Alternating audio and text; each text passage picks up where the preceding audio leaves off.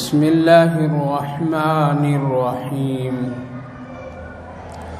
والمحصنات من النساء إلا ما ملكت أيمانكم كتاب الله عليكم وأحل لكم ما وراء ذلكم أن تبتغوا بأموالكم محسنين غير مصافحين فما استمتعتم به منهن فآتوهن أجورهن فريضة ولا جناح عليكم فيما تراضيتم به من بعد الفريضة إن الله كان عليما حكيما صدق الله العظيم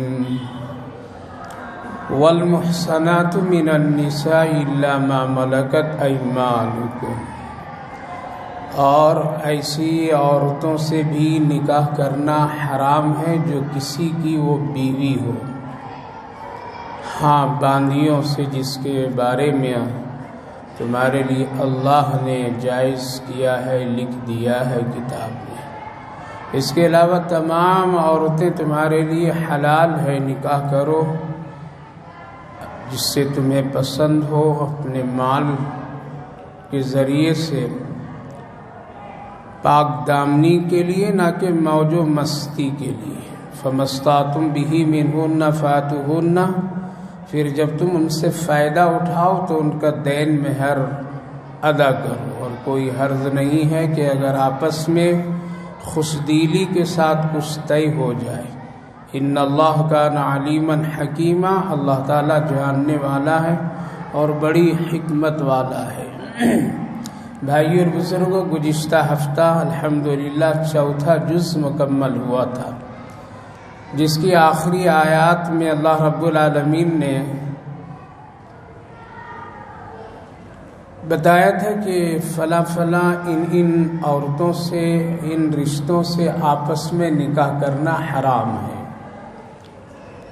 یعنی جن لوگوں سے نکاح کرنا حرام ہے اس کی ایک فہرست اللہ نے یہاں پر اجمالاً ذکر فرمایا تھا۔ ان میں سے ماں سے نکاح کرنا حرام، بیٹی سے حرام، اسی طرح بھتیجی سے، بھانجی سے، اور دو بہنوں کو ایک ساتھ نکاح میں، دودھ شریک بہن، ماں، اسی طرح بہو، ساس، ان سبوں سے نکاح کرنا حرام ہے۔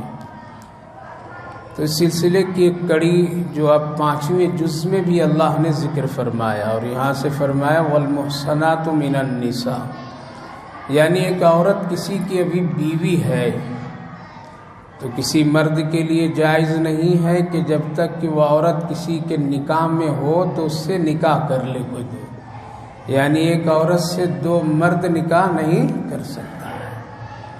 لہذا اگر اس عورت کو دوسرے مرد سے نکاح کرنا ہے تو یہاں سے پہلے معاملہ صاف کرنا پڑے گا اور آزاد ہونا پڑے گا۔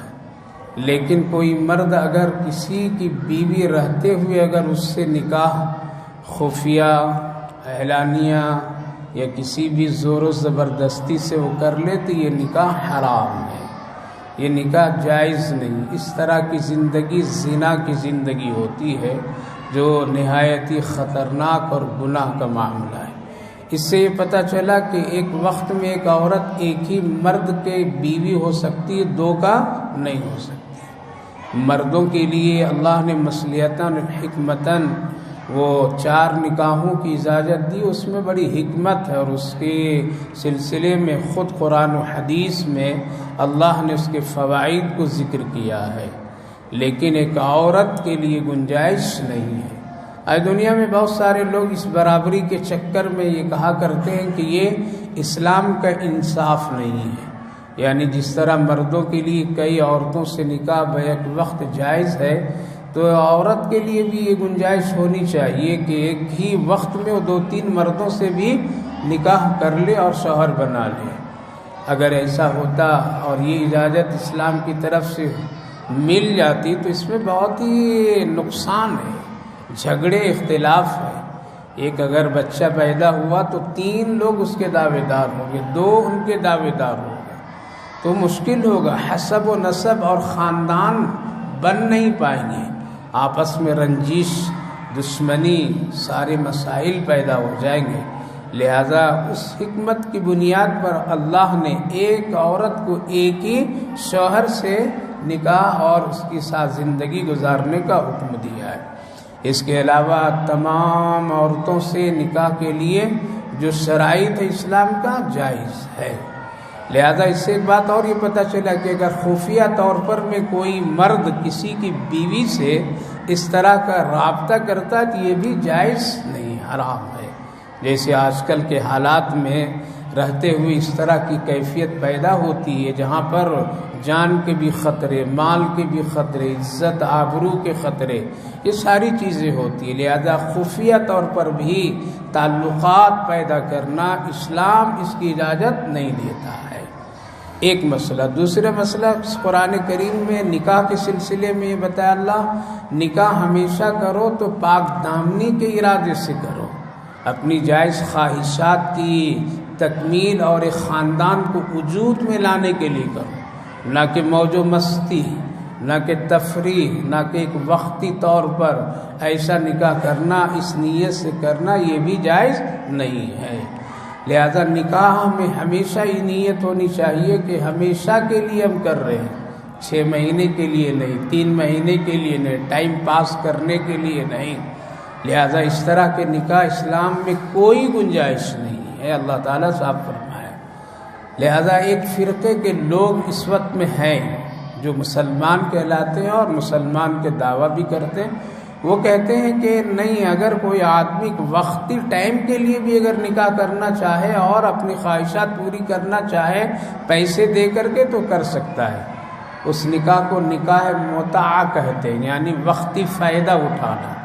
اور اس طرح کے خیالات، اس طرح کے مسائل، اس طرح کے عقیدے ہمارے ملک میں نہیں بلکہ پوری دنیا میں یہ فرقہ ہے، اور اس کا تعلق وہ زیادہ تر جو ہے وہ شیعوں سے، شیعہ حضرات جو اپنے آپ کو مسلمان کہا کرتے ہیں، ان کے یہاں ایک مسئلہ وہ لوگ یہ رکھتے ہیں کہ ایک وقتی طور پر ٹائم پاس کرنے کے لیے ایک آدمی کہیں سے آیا ہے، کسی ملک سے یا کسی وجہ سے، اور ایک شہر، ایک بستی میں اس کو 2 4 5 مہینہ ٹھہرنا ہے، تو وہ پیسے دے کر کے ایک معاہدے کے ساتھ میں نکاح کر سکتا ہے۔ اسلام میں اس کی گنجائش نہیں ہے۔ اگر یہ رہا تو پھر نسلیں آگے نہیں بڑھے گی، یہ رہا تو پھر ایک گویا کہ تماشا بن جائے گا، اور عورت کی عزت و آبرو کی کوئی حقیقت پھر باقی نہیں رہے گی۔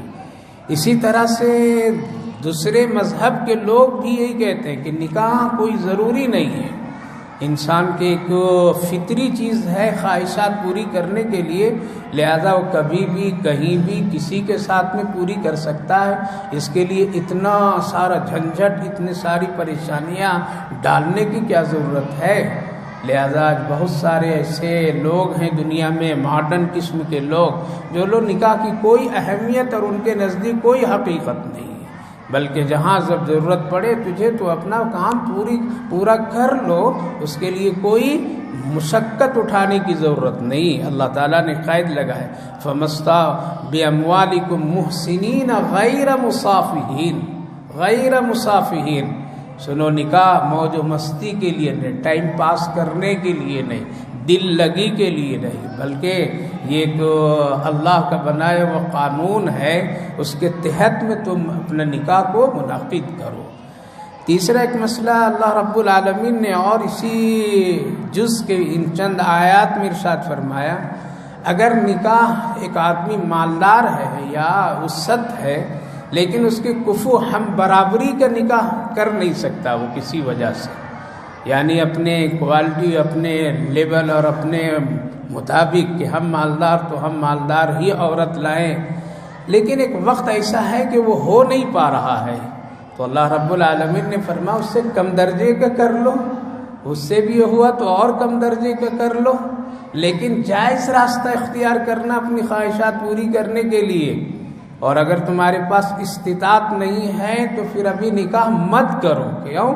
کسی کے اوپر ظلم بھی نہیں کرنا، کسی کو لا کر کے ستانا بھی نہیں، کسی کے ساتھ میں کسی طرح سے کوئی. اس لیے نبی اکرم صلی اللہ علیہ وسلم کے پاس اگر ایسے کوئی حضرات آتے تھے اور سوال کرتے تھے، درخواست کرتے تھے، یا رسول اللہ ہمارے نکاح کا انتظام کر دیجیے، تو آپ پوچھا کرتے تھے تیرے پاس ہے کیا ہے، تیرے پاس ہے کیا ہے، کیا کھلانے کے لیے 2 وقت کی روٹی کا انتظام ہے تیرے پاس؟ تمہارے پاس ان کو ایک پردے اور حیا کے ساتھ میں کپڑا دینے کی گنجائش استطاعت رکھتے ہو؟ کیا تم اس کے ساتھ تنہائی میں سکون کے ساتھ میں رات گزار سکتے ہو؟ یہ 3 چیز نبی اکرم صلی اللہ علیہ وسلم پوچھا کرتے تھے. اگر یہ 3 چیزوں کا تم انتظام کر سکتے ہو کہ اس کو 2 وقت کی روٹی دے سکتے ہو، اس کے تن اور اس کے آبرو ڈھانکنے کے لیے کپڑا دے سکتے ہو، اور رات سکون کے ساتھ دونوں تنہائی میں تم زندگی گزار سکتے ہو، اتنا اگر تیرے پاس استطاعت ہے تو نکاح کرو، اور نہیں ہے تو انتظام کرو. کیا کرو؟ انتظام کرو. اور اگر یہ انتظام کرنے میں اگر تیری خواہشات میں اگر کسی طرح سے کوئی گناہ کی طرف مائل ہو رہا ہے تو ایسے حالات میں تم کیا کرو؟ کچھ دن روزہ رکھو. نبی اکرم صلی اللہ علیہ وسلم کی یہ تعلیمات، آپ اس کی طرف لوگوں کو توجہ دلاتے تھے. جب تک کہ انتظام نہیں اور تیری خواہشات میں کبھی اس طرح کی کیفیت ہو اور شیطان تجھے گناہوں کی طرف مائل کرنا چاہے تو کیا کرو؟ روزہ رکھ لیا کرو. روزہ، اس لیے روزہ نفس اور خواہشات کو کنٹرول کرنے کا ایک بہترین یہ انتظام ہے قدرتی طور پر. لہذا روزہ رکھو. پہلے کے دور کے لوگ روزہ رکھ کر کے اس طرح کی خواہشات کو قابو میں کرتے تھے. اب روزے سے نہیں ہوتا ہے. اب اتنا لوگ کھاتے ہیں کہ پہلے سے بھی زیادہ کھانا کھاتے ہیں. روزے کے رکھنے کے آڑ میں، اس کے پردے میں سحری میں اتنا کھاتے ہیں، افطار میں اتنا کھاتے ہیں کہ عام دینوں سے زیادہ طاقت کی چیزیں لوگ کھاتے ہیں. لہذا وہ روزہ کی جو ایک تقوی کی کیفیت تھی اور جو اس کے اندر میں ایک انسو، وہ چیزیں اب حاصل نہیں ہیں. لہذا پھر بھی اللہ کی ایک بنائی ہوئی چیز ہے، اور پیارے آقا صلی اللہ علیہ وسلم کے ارشادات سے بات معلوم ہوتی کہ روزے کی بنیاد پر بہت سارے گناہ سے انسان بچ سکتا ہے.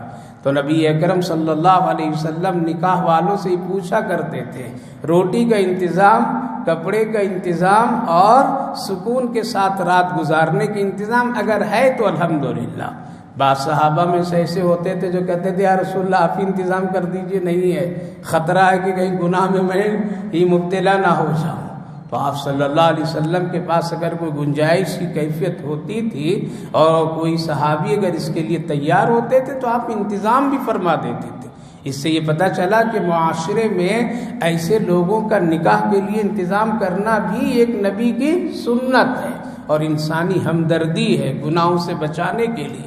لہذا حضرت سعد سلیمی رضی اللہ عنہ ایک صحابی تھے جو بہت ہی متوسط کیا بلکہ ان کے پاس کچھ بھی نہیں تھا، لیکن ایک جوان اور بہت ہی اٹھے کٹھے تھے اور تھوڑی سی ان کی صورت میں تھوڑی سی کمی کی کیفیت تھی دوسروں کے مقابلے میں. آپ نے ایک مرتبہ کر کے سوال کیا یا رسول اللہ ہمارا نکاح کا جلدی آپ انتظام کر دیجیے. اللہ کے رسول صلی اللہ علیہ وسلم نے فرمایا بھائی میں کیوں کروں، تم اپنا خود کر لو. آگے میرے پاس کوئی گنجائش نہیں ہے، گنجائش نہیں ہے، اور اگر میں گنجائش نکالوں بھی تو مدینے میں شاید مجھے کوئی اپنی بیٹی سے نکاح کرنے کے لیے تیار ہو. ایک تو میں مہاجر ہوں اور دوسری جگہ سے آیا ہوں یا رسول اللہ، میرا گھر بار کچھ بھی نہیں ہے یہاں پہ. لہذا آپ انتظام کر دیں گے تو امید ہے کہ میں ایک نکاح کر سکتا ہوں، پھر محنت کر کے اس کو پلاؤں گا. اللہ کے رسول صلی اللہ علیہ وسلم نے فرمایا اچھا ٹھیک ہے. غور کیے آپ نے تو حضرت علی رضی اللہ عنہ کو بلائے، کہا کہ ایک پرچی لکھو اور اس میں لکھوائے ایک مدینہ طیبہ میں ایک شخص کی بیٹی تھی، وہ کبھی نبی سے کہہ رہے تھے کہ اللہ کے رسول ہمارے یہاں بیٹی ہے، اس کے نکاح کے لیے آپ دعا فرما دیجیے. دعا کی طرف اللہ کے رسول کو یہ بات یاد آ گئی تو آپ نے فوراً ان کے لیے ان کے پرچی لکھوا دیا. حضرت علی رضی اللہ عنہ لکھ دیے اور وہ صحابی حضرت سعد سلیمی رضی اللہ عنہ اس پرچی کو خوشی خوشی لے کر کے چلے. جب ان کے گھر پہنچے اور یہ پرچی دیے تو اب وہ لوگ پریشان ہو گئے کہ ان کے پاس نہ رہنے کا مکان ہے نہ کھلانے کی کوئی انتظام ہے، صورت کے اعتبار سے میری بیٹی سے بہت کم درجہ ہے، یا اللہ کرے تو کرے کیا؟ اور ضروری ہے نکاح میں ان چیزوں کا خیال بھی رکھنا ضروری ہے، برابری کا بھی خیال رکھنا ضروری ہے۔ دنیاوی اعتبار سے بھی اس کے لیے فقہاء اور علماء گنجائش دیتے ہیں۔ ایسا نہیں ہو کہ لڑکا بہت ہی اعلیٰ قسم کے ہو اور لڑکی بہت کمزور ہو تو اس میں بھی نہ اتفاقیاں پیدا ہوگی، یا کبھی ایسا نہ ہو کہ لڑکی بہت اعلیٰ تعلیم یافتہ پڑھی لکھی بڑے گھرانے کا اور لڑکا کمزور کا ہو تو پھر وہاں بھی کام نہیں بنے گا۔ اسی لیے جہاں نکاح کے شرائط 4-5ویں میں یہ علماء ذکر کرتے ہیں، کفو کا دیکھنا یعنی برابری کا بھی دیکھنا بہت ضروری ہے، ورنہ کبھی عام حالات میں ان چیزوں کا خیال اگر نہیں رکھا جاتا ہے تو ایسے رشتے چلتے نہیں، ایسے رشتے باقی نہیں رہتے، نہ اتفاقیاں ہوتی۔ کیوں؟ آج کل دل صاف نہیں ہے، آج کل دلوں میں خوف خدا نہیں ہے، آج کل دنیا کی کسی پریشانی پر اجر و ثواب آخرت میں لینے کا اتنا بڑا جذبہ اور دل لوگ نہیں رکھتے۔ وہ چاہتے ہیں کہ ہماری نیکی کا بدلہ فوراً اللہ یہاں دے، آخرت میں مت دے۔ ہم کو یہاں ضرورت ہے، وہاں کی کیا ضرورت ہے؟ وہاں کون دیکھا ہے؟ ہم نماز پڑھتے ہیں، روزہ رکھتے ہیں، قربانی کرتے ہیں، حج کرتے ہیں، جو بھی کرتے ہیں، ہمارا بدلہ یہیں ملنا چاہیے تھا، وہاں کہاں ہے؟ تو اتنا بڑا دل ہم لوگ تو رکھتے نہیں ہیں، اس لیے شریعت میں علماء فقہاء اس کی طرف توجہ دلاتے ہیں کہ برابری کا دیکھنا بہت ضروری ہے۔ حضرت صاحب سلیمی رضی اللہ عنہ پرچی دے کر کے بعد دروازے کے پاس کھڑے ہیں، جواب تو کچھ مل جائے، لیکن بہت دیر کے بعد اس پوزیشن پر والدین پہنچے کہ نہ، اس رشتے کو قبول نہیں کرنا ہے، اس لیے کہ یہاں تینوں چیزیں نہیں ہیں۔ اگر گھر بھی ہوتا تو دیکھا جاتا، روٹی کپڑا کا بھی انتظام ٹھیک نہیں، شکل و صورت پر میں بھی بہت کمی ہے۔ لیکن بیٹی سمجھدار تھی، اس نے ماں باپ سے کہنے لگی کہ آپ ان کو مت دیکھیے بلکہ اس پرچی کو دیکھیے کہ بھیجا ہے کون، محمد الرسول اللہ صلی اللہ علیہ وسلم۔ اگر ان کا انتخاب اور پسند ہے میرے ماں باپ تو پھر میرے نکاح ان سے کر دو، ہمیں امید ہے کہ اللہ ہم کو ضائع نہیں ہونے دے گا۔ یہ دل کہاں ہے آج؟ ایسا نہیں ہے، اب تو لوگ دنیاوی حالات سے ہم لوگ متاثر ہیں۔ خیر اس کی تفصیلات ہے، منظوری ہو گئی اور وہ لے کر کے آئے اور آ کر کے کہنے لگے کہ یا رسول اللہ بات تو بن گئی ہے لیکن اور کچھ میرے پاس نہیں ہے۔ کہا کہ ٹھیک ہے، اس کا بھی انتظام میں کر دیتا ہوں۔ لہذا آپ صلی اللہ علیہ وسلم نے دین مہر کے لیے، ضروریات زندگی کے لیے، کچھ سامان کے لیے آپ نے حضرت عثمان غنی رضی اللہ عنہ کے پاس بھیجا، چلے جاؤ وہاں پہ۔ اس لیے جب بھی کوئی ضرورت مند تو اللہ کے رسول سے حضرت عثمان غنی رضی اللہ عنہ کہہ رکھے تھے یا رسول اللہ پہلے ہم کو یاد کیجیے گا پھر کسی اور کو یاد کیجیے گا۔ تبھی تو ان کو غنی کہا گیا، تبھی تو ان کی شان اس قدر۔ اللہ کے رسول پہلے ہمارے پاس ضرورت مندوں کو بھیجیے۔ حضرت صاحب سلیمی وہاں پہنچ گئے، کہا کہ اللہ کے رسول نے بھیجا اور یہ صورتحال ہے، لہذا دین مہر کے لیے بھی انتظام، روٹی کپڑا مکان کے لیے بھی انتظام۔ حضرت عثمان غنی رضی اللہ عنہ کے جہاں پر جو چیزیں خزانے کی رکھی جاتی تھی وہاں پر لے گئے، کہا کہ جتنا تیرے دل چاہے لے لو۔ کہا کہ یہ پورا ہے اور اس میں ہم، کہا کہ جتنا تیرا دل چاہے لے لو، آج میں بھی خوش ہوں تیرے اس پر ادا پر۔ کہا کہ مجھے تھوڑا چاہیے، آپ خود اٹھا کر کے دیجیے۔ کہا کہ میں نہیں دوں گا، تم خود اٹھا کر کے لے لو جتنی طبیعت ہے۔ آج ہم لوگوں کو یہ چانس مل جائے تو کنگال کر دیں، ہے روکتے روکتے بھی ہم لوگ فقیر بنا دیتے ہیں لوگوں کو۔ کہا کہ آپ دیجیے، کہا کہ میں نہیں دے سکتا ہوں۔ کہا کیوں؟ کہا کہ اس لیے کہ نبی اکرم صلی اللہ علیہ وسلم نے کوئی مقدار یا تعداد مقرر نہیں فرمایا ہے کہ عثمان 100 دینا، 200 دینا، 400 دینا، 500 دینا۔ اگر میں خدا نخواستہ 400 دوں اور میرے نبی کا منشا 500 کا ہو تو میں رسول اللہ کے منشے کے خلاف نہیں کرنا چاہتا ہوں۔ تم اپنی مرضی سے لے لو جتنی دیر پیش آئے، ہم کہہ دیں گے اللہ کے رسول یہ خود لیے۔ خیر میرے بھائیو بزرگوں، وہ لیے اور اپنی ضروریات زندگی کو پوری کرنے کے لیے اس کا پہلے انتظام کیے۔ یہ عرض کرنا اس آیت کریمہ کے ضمن میں کہ ایک انسان کے لیے، ایک مسلمان کے لیے اس وقت تک کہ شریعت بھی نکاح سے روک کر کے رکھتی ہے جب تک کہ تم جس کو شریک حیات بناؤ گے کہیں ایسا نہ ہو اس کو لا کر کے تم پریشانی میں ڈال دو۔ اس لیے اس کے رہنے سہنے کھانے کا انتظام کس کے اوپر ہے؟ بولیے نا، کس پر ہے؟ شوہر پر۔ اب اس کا الٹا ہم لوگوں نے کر دیا۔ کیا کر دیا؟ اگر ہے تو تم سب لے کر کے آؤ، سونے کا بستر بھی لاؤ، بیڈ بھی لاؤ، کھانے کے برتن بھی لاؤ، روٹی پکانے کا بھی انتظام تم کرو، یعنی پورا سنسار تم انتظام کرو۔ بتلائیے، قرآن یہ کہہ رہا ہے، نبی کی سیرت سنت یہ شریعت یہ کہہ رہی ہے، یہ ساری چیزوں کا انتظام کرنے کا ذمہ داری کون؟ مرد، شوہر ہے۔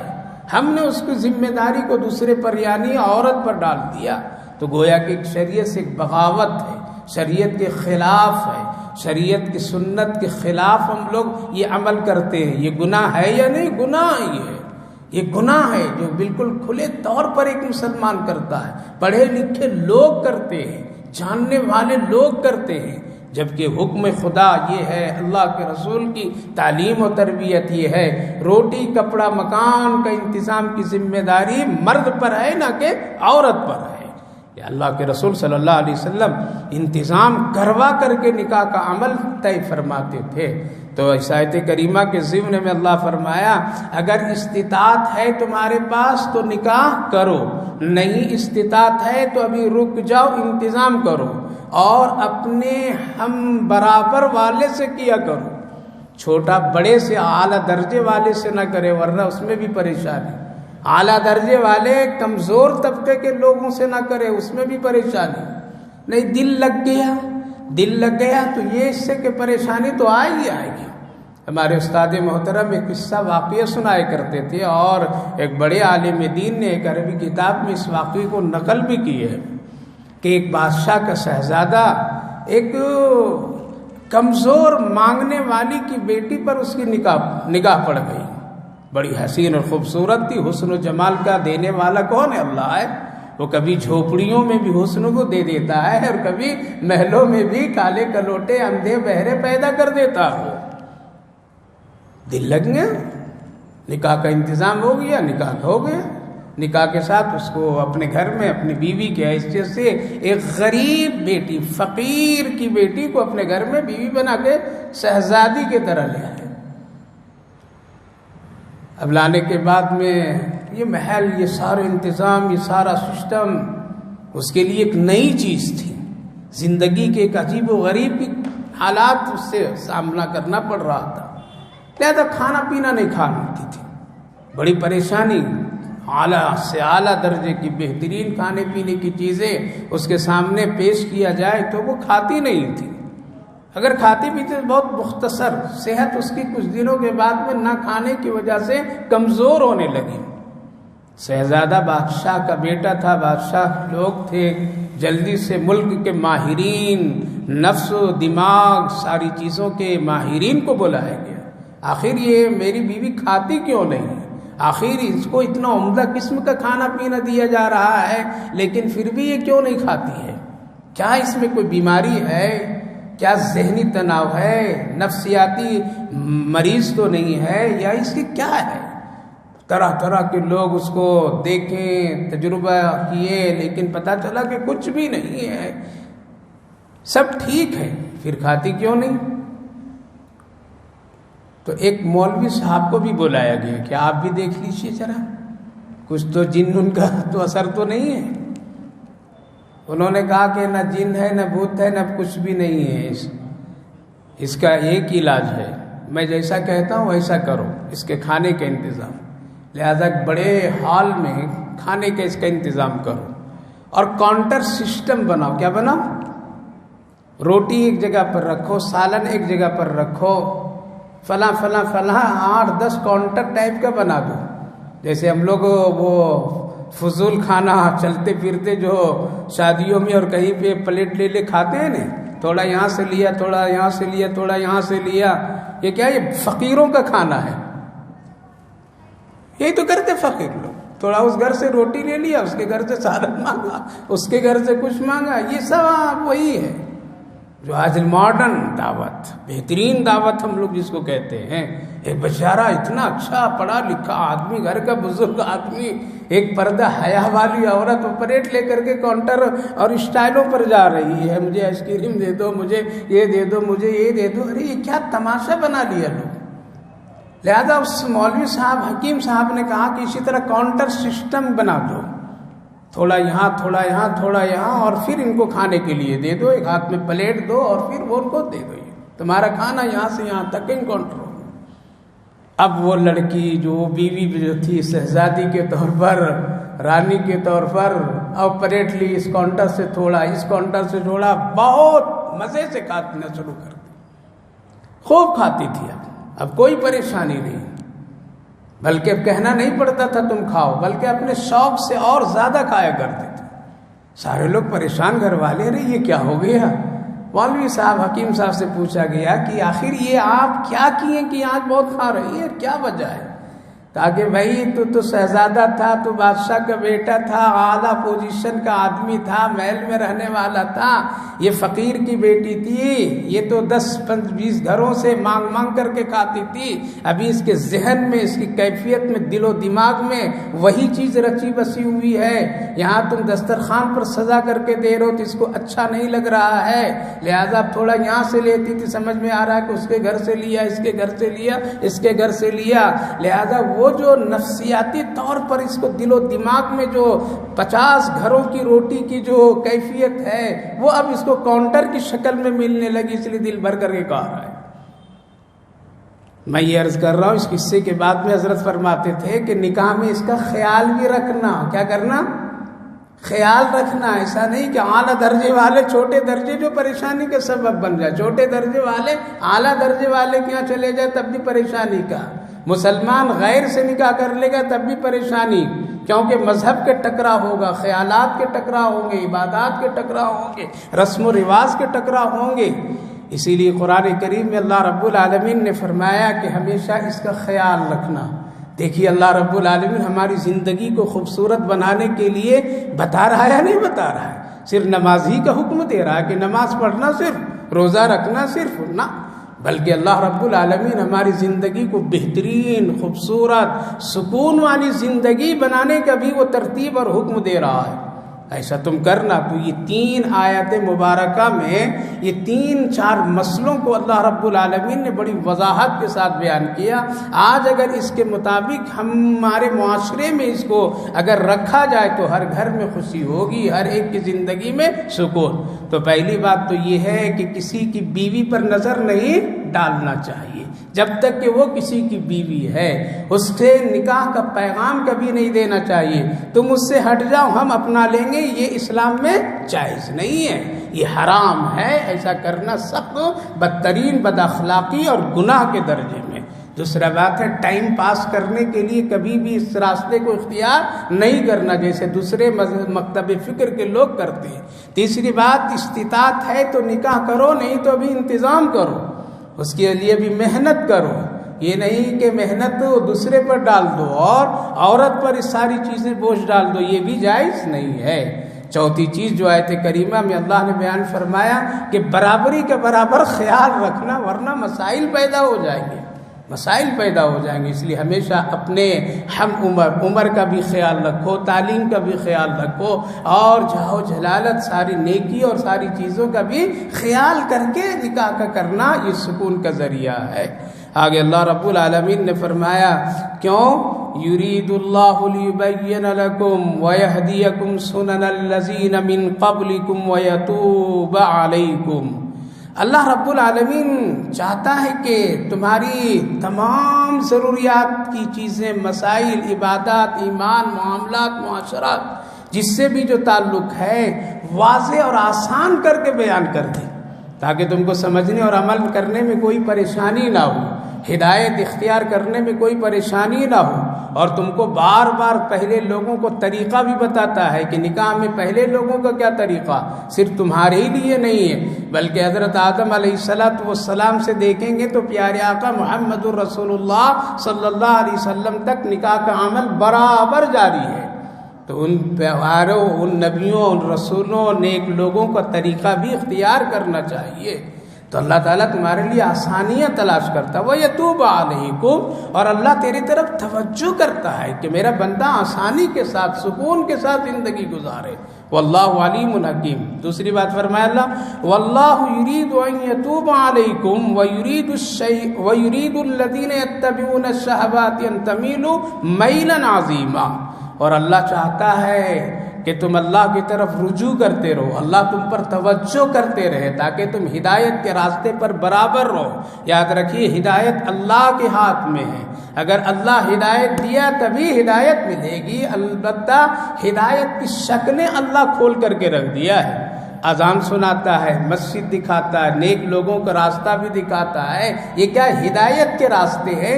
اگر اس میں سے کوئی آدمی کسی کو پسند کر لیتا ہے تو اللہ اس پر اس کو چلا دیتا ہے. لہذا اللہ فرمائے میں یہ چاہتا ہوں.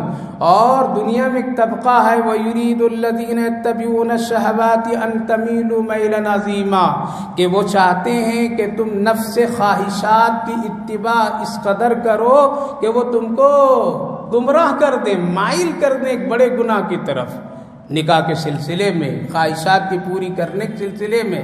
لہذا آج بہت سارے ایسی دنیا میں قومیں ہیں، لوگ ہیں کہ نکاح کو گڑبڑ کر کے رکھ دیے ہیں. نکاح کے اصول اور نکاح کے تمام ضابطے کو درہم برہم کر دیے ہیں. بہت ساری ایسی قومیں ہیں وہ اپنے ہی میں نکاح کرتے ہیں، بھائی بہن سے کر لیتا ہے، اسلام میں اس کی کوئی گنجائش نہیں. بہت ساری ایسی قومیں ہیں کہ اپنے ان ماں بہنوں سے بھی وہ لوگ رشتہ کرنے میں کوئی جھجک نہیں کرتے ہیں، اور یہ کہتے ہیں کہ گھر کی چیز گھر ہی میں رہنا چاہیے، باہر نہیں جانا چاہیے. لیکن اسلام نے اس میں جو حکمتیں اور جو اصول ہے اس کے مطابق اسلام اس کو آسان بنایا اور اللہ آسان بنا دیا ہے. لہذا ایک قوم ایسی ہے، ایک طبقہ ایسا ہے جو نکاح اور اس خواہشات کے معاملات میں گمراہی میں ڈال دے گا. اس لیے اس کی خاص خیال رکھنا اللہ تنبیہ کر دیا پہلے. اور آج یہی ہے، کوئی ٹائم پاس کرنے کے لیے کر رہا ہے، کہ دوستی کے ذریعے سے خواہشات پوری کر رہا ہے، کوئی ناجائز راستے اختیار کر رہا ہے. آج دیکھ لیجیے اسلام نے جو اصول بنائے کتنا خوبصورت، کہ اگر وہ ایک مرد کے اندر میں طاقت استطاعت ہے تو 2-3 نکاح کر لے. یہ آسانی کے لیے اللہ دیا ہے، کس سے؟ گناہ سے بچنے کے لیے. لیکن آج معاشرے میں کیا ہے کہ گناہ کرو لیکن ایک رکھو. لہذا پیسے خرچ کر کے لوگ گناہ اور زنا کرتے ہیں. اتنا وہ خرچ ایک بیوی کی پرورش اور ایک بیوی کے رکھنے میں نہیں ہے، اتنا وہ لوگ باہر اس گناہ کے کام میں کر دیتے ہیں. لیکن ان سے کہا جائے کہ 2 نکاح کر لو تو کہتے ہیں کہ نہیں یہ ظلم ہے. یہ کیا ہے؟ یہ ظلم ہے. 2 نکاح کیسے کر لیں گے؟ لیکن اللہ رب العالمین نے پاک دامنی کے لیے، گناہوں سے بچانے کے لیے کیا کیا؟ ایک آسان راستہ دیا ہے. ورنہ دنیا کے لوگ اس میں بھٹکانے کی پوری کوشش میں ہے. دنیا کے لوگ اس کے راستے کو بہت آسان آج کر دیے ہیں. دنیا کے لوگ آج مسلمان کو خاص کر کے ان تمام چیزوں سے بہت قریب کر دیے. اللہ فرمایا تم ہمیشہ اس سے بچو.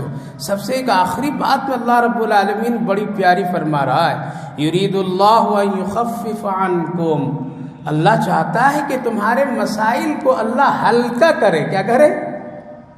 مشقت میں نہ تجھے ڈالے، کسی طرح پریشانی اور بوجھ میں نہیں ڈالے. اللہ چاہتا ہے. کیوں؟ وَخُلِقَ الْإِنسَانُ ضَعِيفًا. اللہ خود فرما رہے ہم نے تم کو بہت کمزور پیدا کیا ہے. کمزور پر زیادہ بوجھ ڈال دیں گے تو کیا ہوگا؟ وہ آدمی آگے نہیں بڑھ سکتا، اس کے لیے مشکل ہے. اسی لیے اللہ فرما رہا ہے کہ ہم تمہارے ہر ایک مسئلے کو بہت آسان سے آسان بنا دیا ہوں تاکہ تم عمل کرو. اس کی مثال دیکھ لیجئے، ہر ایک چیز میں دیکھ لیجئے. روزہ فرض ہے، سب پر فرض نہیں ہے، ہلکا کر دیا نا اللہ. اگر کوئی بیمار ہے تو روزہ نہیں رکھ سکتا، فدیہ دے گا، ہلکا کیا. فدیہ بھی اگر نہیں دے سکتا ہے، اس کی بھی اس کو گنجائش نہیں ہے تو اللہ سے معافی مانگے، اللہ معاف کر دے گا. ہلکا کر دیا. اللہ روزے کو اور ہلکا کیا، اگر مسافر ہے تو روزہ نہ رکھے، بعد میں قضا کر لے. ہلکا کیا نہیں کیا. نماز ہے، نماز فرض ہے اور اس کے اصول ہے. لیکن ایک آدمی خدا نخواستہ کسی بیماری کی وجہ سے اگر وہ کھڑے ہو کر کے نماز نہیں پڑھ سکتا، بیٹھ کر کے پڑھے، ہلکا ہوا یا نہیں ہوا، لیٹ کر کے پڑھے، ہلکا کر دیا، اشارے سے پڑھے، ہلکا کر دیا۔ اللہ رب العالمین نے مسافر ہے نماز میں تخفیف کر دیا، ہلکا کر دیا، 4 کو 2 بنا دیا۔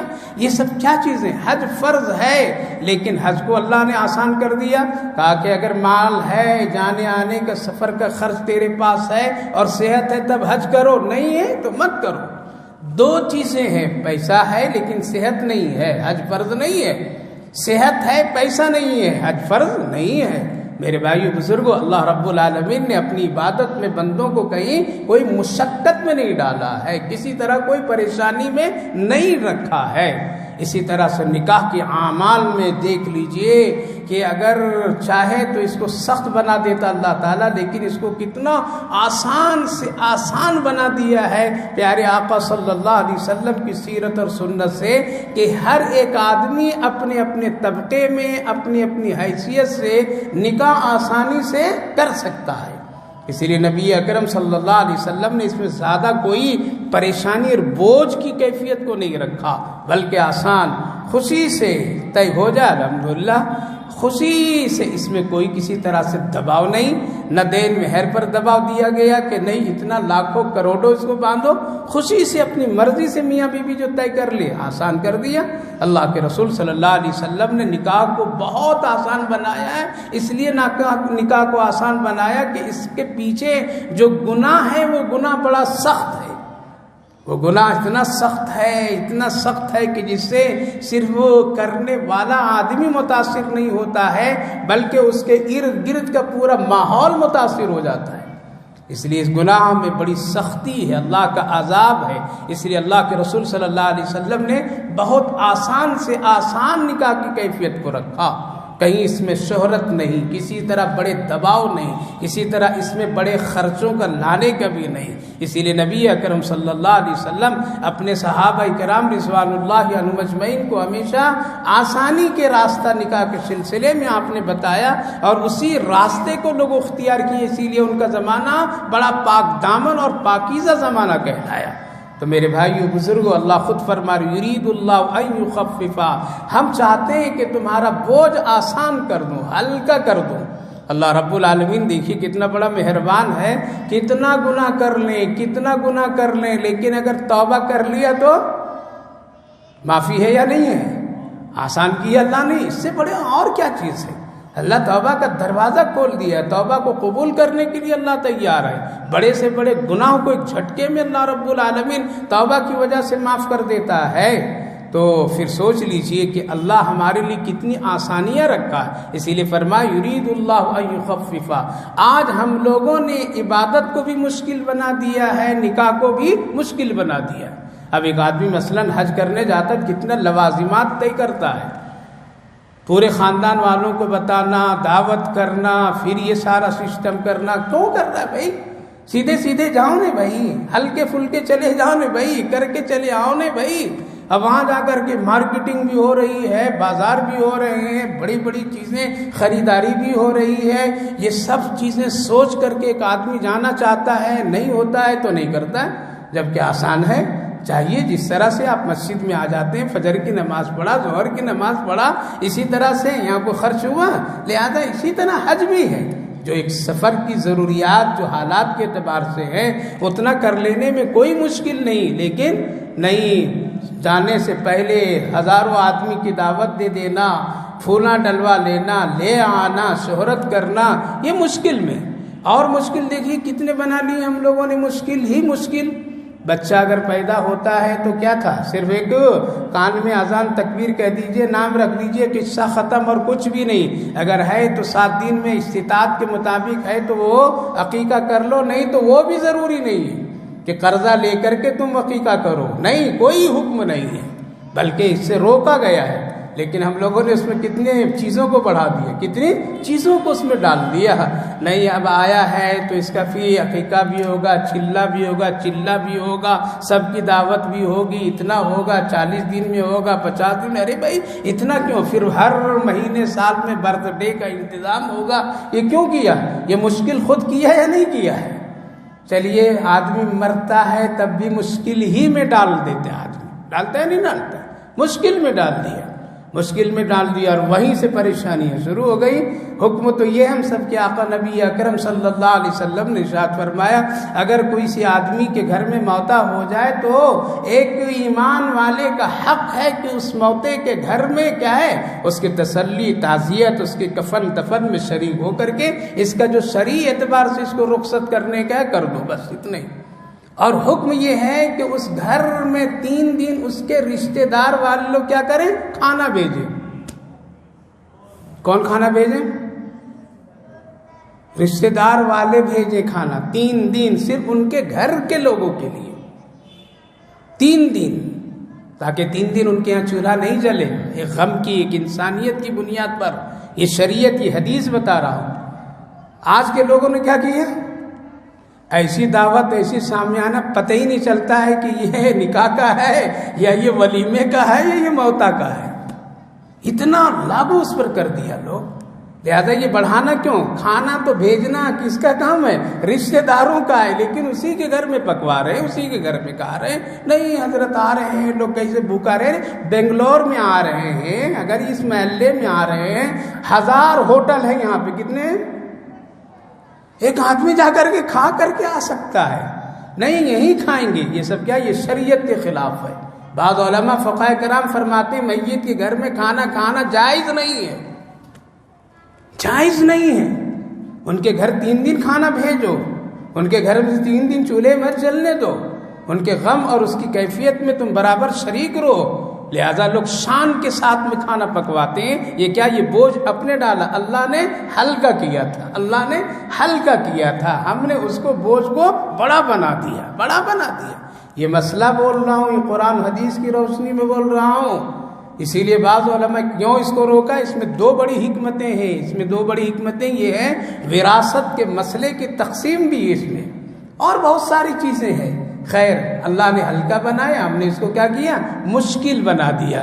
نکاح کو اللہ رب العالمین نے بہت آسان بنایا، نبی اکرم صلی اللہ علیہ وسلم نے بھی آسان بنایا، ہم لوگوں نے اس کو بہت مشکل سے مشکل بنا دیا ہے، اتنا مشکل بنا دیا ہے کہ اللہ حفاظت فرمائے کل مرنے کے بعد جواب دینا مشکل ہوگا۔ جیسا ہم نے مشکل بنایا ہے جواب دینا بھی مشکل ہو جائے گا، اس لیے آسان راستہ اختیار کرنا چاہیے۔ اللہ فرما رہا یرید اللہ ان یخففا، تیرا اللہ، تیرا مہربان مولا تیرے بوجھ کو ہلکا کر دیا ہے، آسان کر دیا ہے، آسان شریعت دیا ہے، آسان عمل کرنے کا حکم دیا ہے۔ کیوں؟ اللہ کہہ رہا ہے تم کو ہم نے کمزور بنایا ہے، بہت کمزور ہے انسان، طاقتور سمجھتا ہے لیکن کمزور ہے۔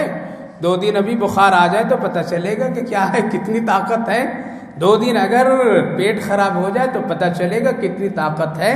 لہذا انسان ایک کمزور ہے، جسمانی اعتبار سے بھی اور ارادتاً اعتبار سے بھی، معاملات کے اعتبار، اس لیے ہمیشہ آسان راستہ اختیار کرنا چاہیے۔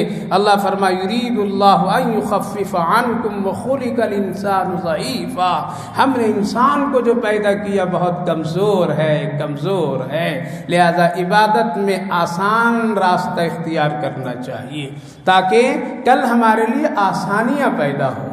اسی لیے حدیث پاک میں تم اللہ کی دی ہوئی نعمتوں میں اگر کم نعمت پر تو اللہ سے خوش اور شکر ادا کرتا ہے تو تیرا اللہ تیرے کم عمل میں بھی خوش رہے گا۔ ہم لوگ عمل تو کم کرتے ہیں، عمل ہمارا کم ہے تو اس میں اللہ خوش ہو جائے گا۔ لہذا جس طرح اللہ کی نعمت میں کمی میں اگر خوش ہے تو اللہ ہمارے کم اعمال میں بھی خوش ہوگا۔ اسی لیے ہمیشہ آسان راستہ ہے، آپ نماز اتنے ہی پڑھیے جتنا پڑھنے کا حکم ہے، زیادہ آپ اس پر بوجھ ڈال کر کے فرائض کو مت چھوڑیے۔ کبھی کبھی ایسا ہوتا ہے سنت اور نفلیں اور دوسری چیزوں کی وجہ سے فرض چھوڑ دیتے ہیں، فرض مت چھوڑیے، فرض کو پابندی سے کیجیے، سوالات اس کے ہوں گے، نوافل بعد میں کام آتے ہیں، لہذا کبھی کبھی ہم لوگ غیر ضروری کاموں میں زیادہ محنت کرتے ہیں اور ضروری والے کام کو چھوڑ دیتے ہیں، لہذا ہمیشہ آسان اور سہل راستہ اختیار کرنا چاہیے۔ خلاصہ ان تمام آیت مبارکہ کا یہ میرے بھائیو بزرگوں، کبھی بھی کسی کی بیوی بچے پر نگاہ غلط نہیں ڈالنا چاہیے۔ نکاح اور خواہشات کے لیے جائز راستہ اختیار کرنا چاہیے۔ ہمیشہ آدمی کو نکاح کو ہمیشہ کے لیے نیت کے ساتھ میں کرنا چاہیے، نہ کہ ٹائم پاس کرنے کے لیے، نہ کبھی بھی یہ ارادہ نہیں ہو، یہ سخت گناہ ہے، سخت گناہ ہے۔ اس کے ساتھ ساتھ استطاعت نہ ہو تو استطاعت اور قوت اپنے اندر پیدا کرنا چاہیے، اور اس کے لیے ضروری نہیں ہے کہ بہت دنیا کا ساز و سامان ہو، بلکہ ایک مختصر خوبصورت زندگی آسان گزارنے کے لیے جو بھی حلال راستہ ہو اس کو اختیار کر کے اپنے دامن کو پاک صاف معاشرے میں رکھنا چاہیے۔ چوتھی بات یہ ہے کہ ہمیشہ اللہ کا شکر ادا کرتے رہیے کہ اللہ نے ہم کو ایک پاکیزہ اور ایک آسان شریعت عطا فرمایا ہے، جس میں کوئی مشکل نہیں ہے، کوئی دشواری نہیں ہے، کسی طرح کوئی پریشانی نہیں ہے۔ جو کچھ پریشانیاں ہیں وہ ہماری اور آپ کی طرف سے اپنی بنائی ہوئی ہے، اللہ اور اس کے رسول کی طرف سے نہیں ہے۔